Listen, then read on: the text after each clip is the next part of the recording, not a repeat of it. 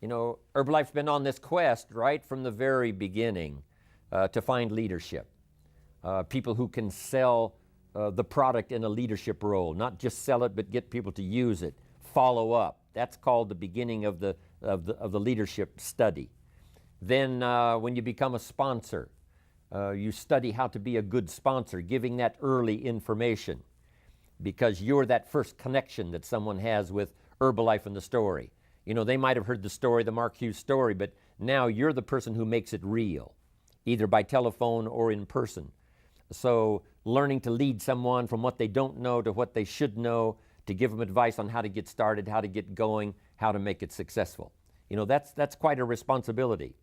But that's what leadership is all about. Yes, it's a new opportunity, but it's also a new responsibility. And so I like to go through these leadership studies because we should all continue to be students. Many of you have already become leaders, but here's the key, and that is to be a student leader. Always studying ways to make your leadership more effective, your communication more dynamic, your understanding more expansive, your compassion a little deeper, your willingness to listen, you know, a little better, comprehending and turning it into something valuable that you can give back, that mechanism now starts to work better and better, working better as each year passes. A student leader. And leaders, of course, are not the only ones that need to be students. I wrote down here, the president needs to be a student. Mark Hughes has to continue to be a student. He was a founder of the company, but he's the student founder. He's the president now, but he's the student president. Continually looking for ways, whether it's style or content or product or presentation or understanding or a longer reach now than he had a few years ago. Mark is always looking for ways to be a more powerful leader of the company. Chairman of the board, what an incredible responsibility. You know, in the early years when he first got the title, that's one thing. But now, in a more mature way, he looks at this position of chairman of the board as a very incredible, responsible position. So he has to study ways now. Herbalife being traded, you know, on the open stock exchange. All of those responsibilities he didn't have when the company first got started, but he kept being a student at every position. And of course, at his level, you can imagine what the demands are to keep studying the craft, to make sure you keep up with the latest, not only in the technology of developing products, but in refining the marketing, in doing business in such a variety of countries. So the responsibility of leadership, you know, goes all the way from the top to the bottom. And wherever you find yourself today, myself in my position here, my position as a father, you've got to be a student father. If you're a mother, congratulations. I advise you to continue being a student mother. How could you be more effective as a mother this year versus last year? What new stories could you gather that would be valuable when you have a chance to talk to your children about some specific challenges or problems? That's called continually to being a student parent. So a student distributor, a student president's team member, a student global expansion team member. Now that you've gotten that new position on the tabulator team, study ways now to make that position so effective and so powerful and so to have such a unique reach that it won't take you long to get to millionaire team. And then you study that position, not just from the opportunity to earn the extra money. You know, we say millionaire team, you know, 2%, now 4%. And then to be worth the 4% in terms of your ability to communicate, your ability to lead, your ability to help people to grow. And then, of course, president's team, 6% extra. Being worth the 6% is more valuable than the 6%. But you must say, now that I've finally reached this position, president's team, I must now really intensify my studies, how to make this position valuable for myself, for the continuity of my family and my financial future, but also so that I build the right reputation for my organization. And now as president's team, I'm sure, you know, reaching out to help other lines of organization, not just your own, helping the company to grow as well as your organization to grow. Then the big responsibility of Chairman's Club, studying, not just arriving at that position, not just getting the new pin, but saying, how can I be worth the honor and the extra pay, and how can I make my part of the Chairman's Club unique for my contribution? That continually requires study on your part. Learn the extra stories, do the extra reading, do the extra note-taking to make sure that you're not missing anything, especially in that prestigious position as well as responsible position. So that's what I'm talking about here now in being a leader. But now, here are some leadership studies, and I want to give you the list first, and then we'll come back and we'll go through this list and take them one at a time. Here's the first one, and that's be a student of possibility. Number one. Next, be a student of opportunity. Possibility is one study, opportunity is another study. Then third, be a student of ability. There's the company ability, there's the organizational ability, but I'm going to talk more personally here about your personal ability. Learning to recognize other people who have ability that no one else has encouraged, and now you have the opportunity to do so. Also recognizing your own personal ability. So we'll make that a part of our list. Here's the next one that's vitally important, and that's the study of inevitability. Some things at certain times become inevitable, and we'll go through that. And the last one is rationality. How to be a speed thinker. How to grasp problems and take them apart and put them back together in rapid fashion. How to ponder something and then make sure that it fits you, it fits your philosophy, it fits what you want to accomplish. Rationality, very important subject to study. So that's the list: possibility, opportunity, ability, inevitability, and rationality. Now let's start with possibility. I heard a sermon just a few weeks ago. Young Schuler, Dr. Schuler of the Crystal Cathedral, it was his son who was filling in for him and preaching a sermon. And of course I have lectured there for a long time, starting about 27, 28 years ago, and I'm always interested, especially when young Schuler is going to be on. He's remarkable. And here was the notes from his sermon. Now, I'm going to abbreviate it, but I think you're going to get the points that I'm going to cover here. I thought it was one of the classic sermons I've ever heard. And it had 3 major points. Not 30, just 3. But they were so classic, and here they were for your notes. Number 1, if you think it's impossible, it isn't. That was his first point. Point number 2, if you think you know everything, you don't. Number 2. Here was number 3. If you think you're alone, you're not. I thought those are some classic points. If you think it's impossible, it isn't. If you think you know everything, you don't. If you think you're alone, you're not. Now, under the title, If You Think It's Impossible, It Isn't, he told a unique story. It's the story of Rich DeVos, founder of Amway. Rich DeVos needed a heart transplant. Critical. Young Schuler said, my father went to offer a prayer for Rich DeVos. And when he got there, he said, Rich, a little difficult to pray this prayer because for you to get a new heart, somebody has to die. And he said, well, I guess we'll just pray the good Lord's will be done. Now fast forward. Rich DeVos gets his heart transplant. That's one part of the story. But here's the rest of the story that's remarkable. Later, and not too long ago, Rich DeVos has the opportunity to have dinner with the lady who gave him her heart. You say, that's impossible. When I heard this, that's exactly what I said. The congregation that listened to the sermon, this is exactly what they all said. Impossible. You couldn't possibly have dinner with the person who gave you their heart. Here's what happened.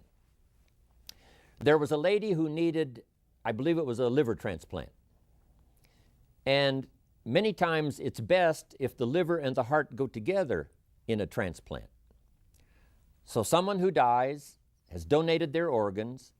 This lady gets the liver and the heart as a single transplant, and now her heart is left over. And her heart goes to Rich DeVos.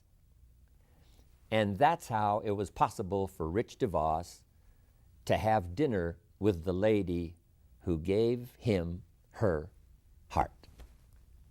Fantastic story. 20 years ago, couldn't have happened. Now, it's impossible. We say it's impossible, but it isn't.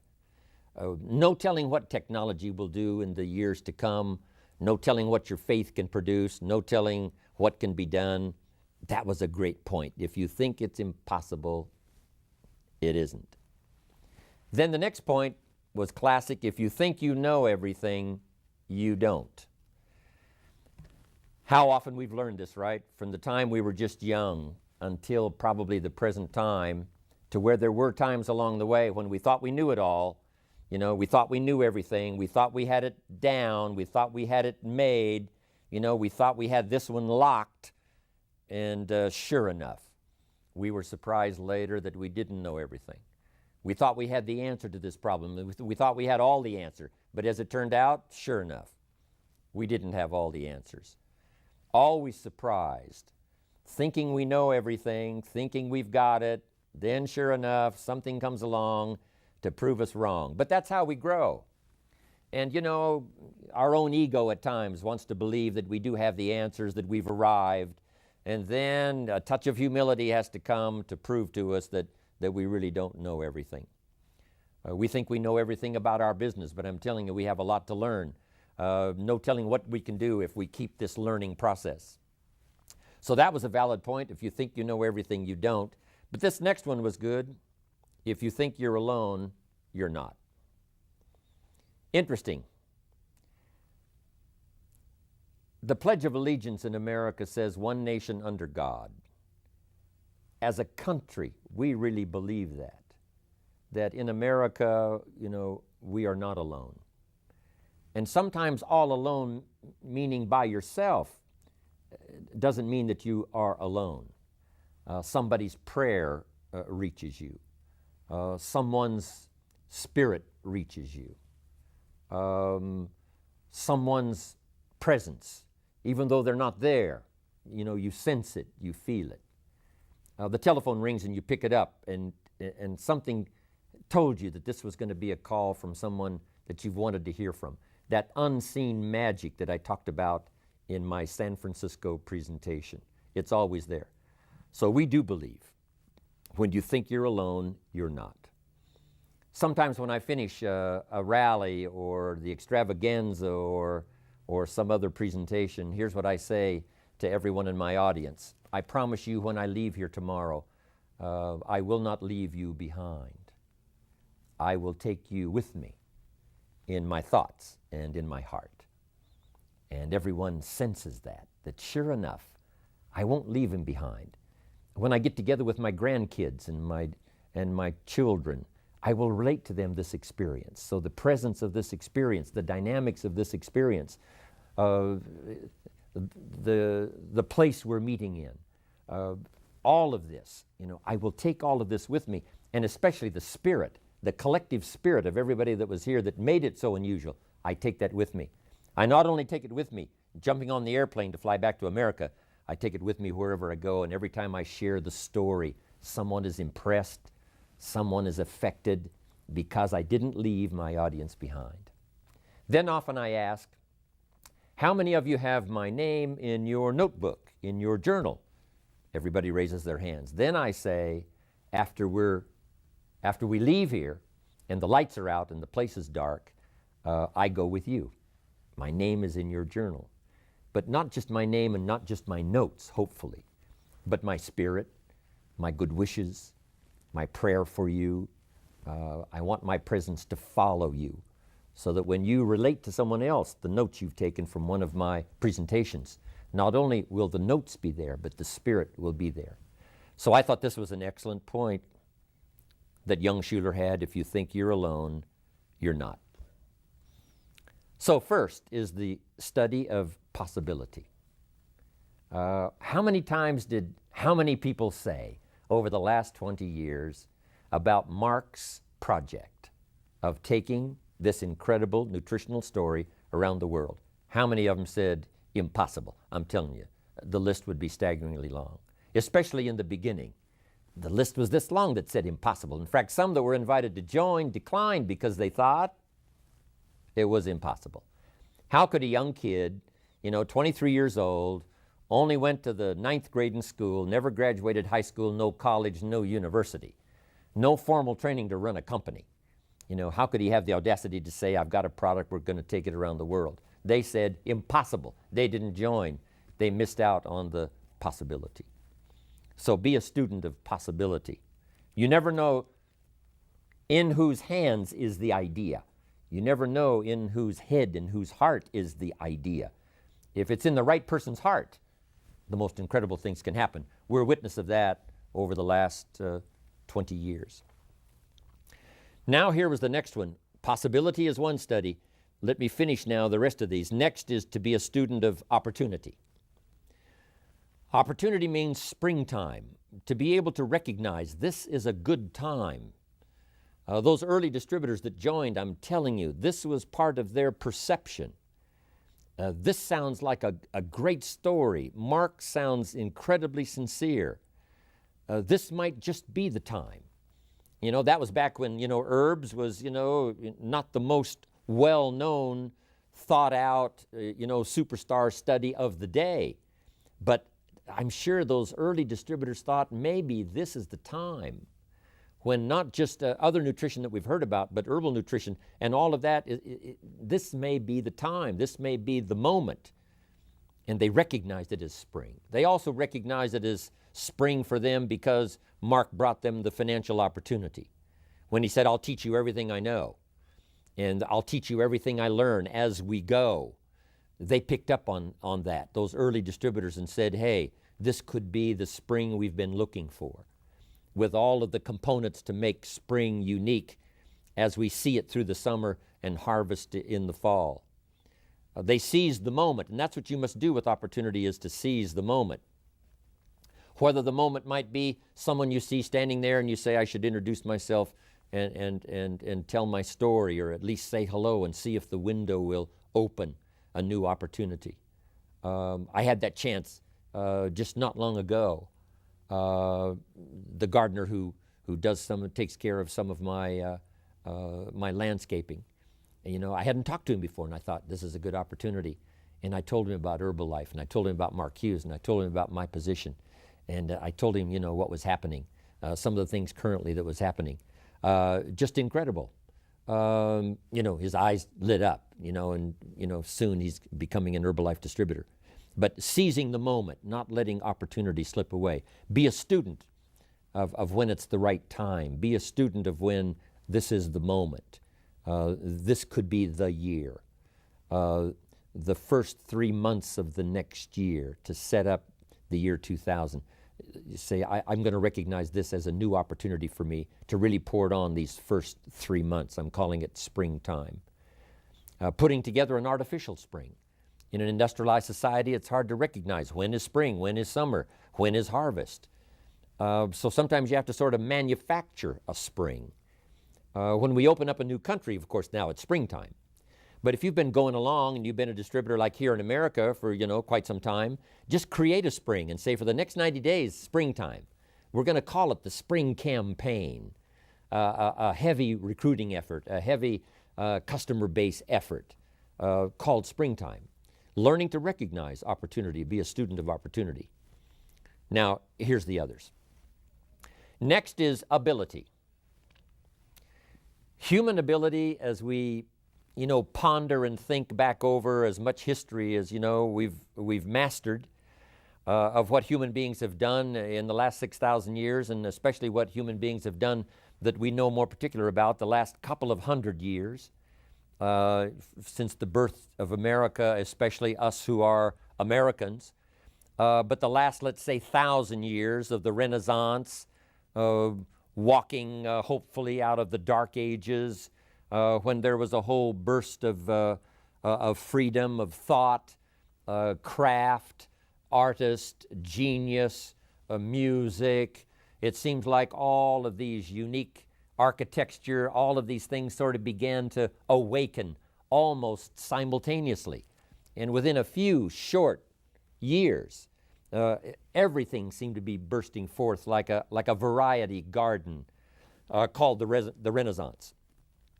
But that helps us to understand, pardon me, that human ability is just incredible.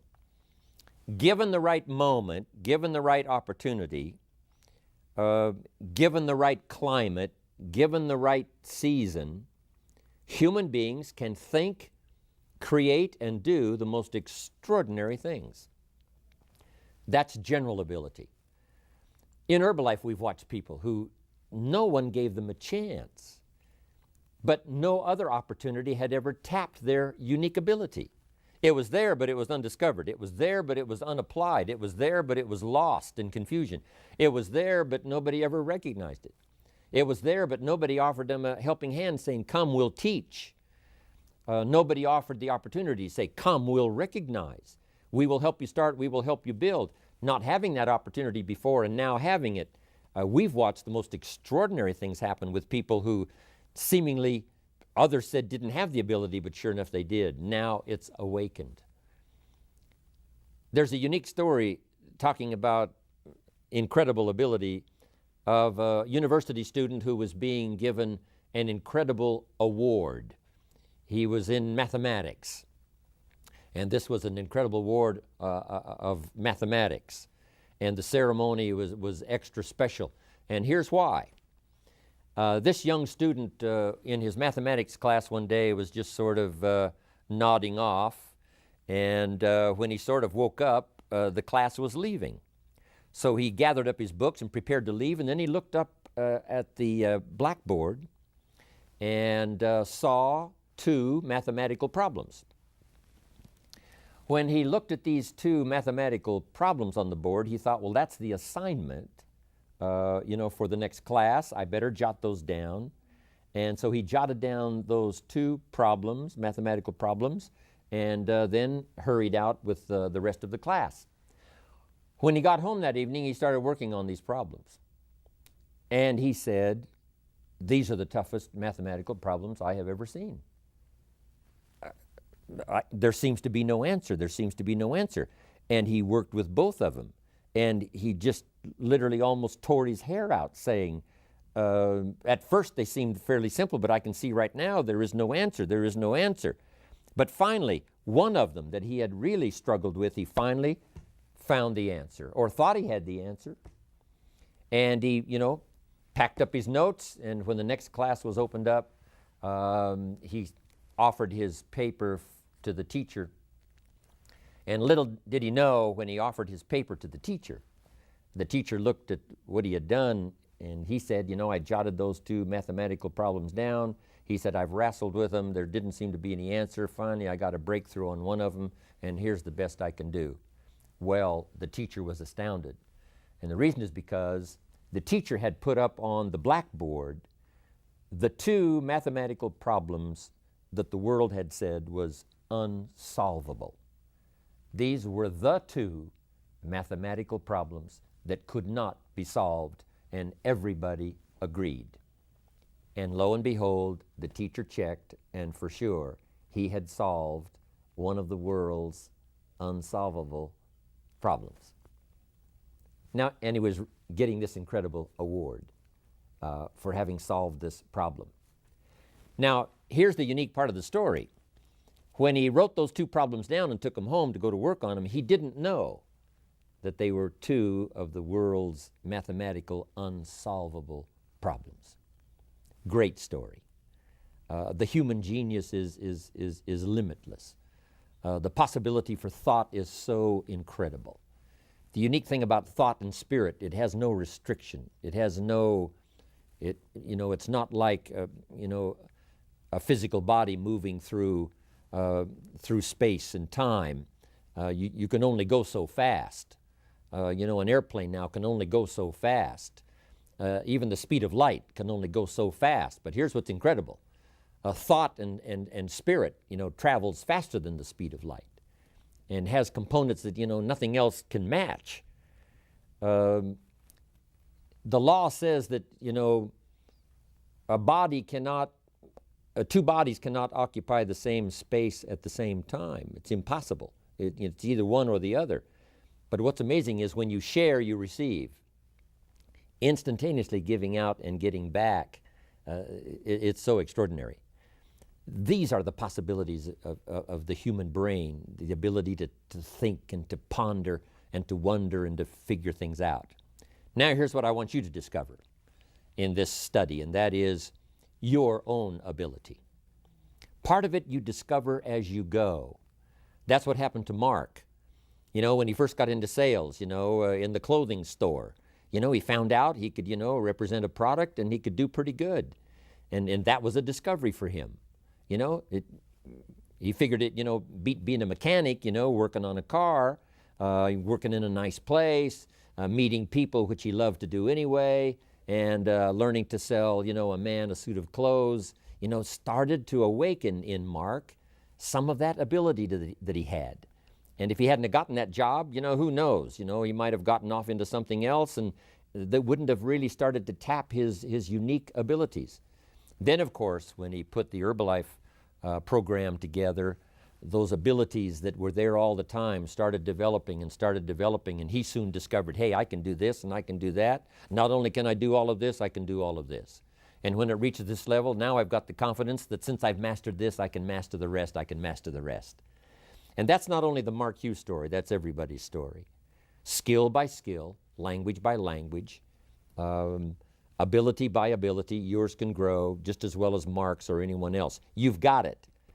The key is to use it. And with your Herbalife experience, that's the best place to test your ability.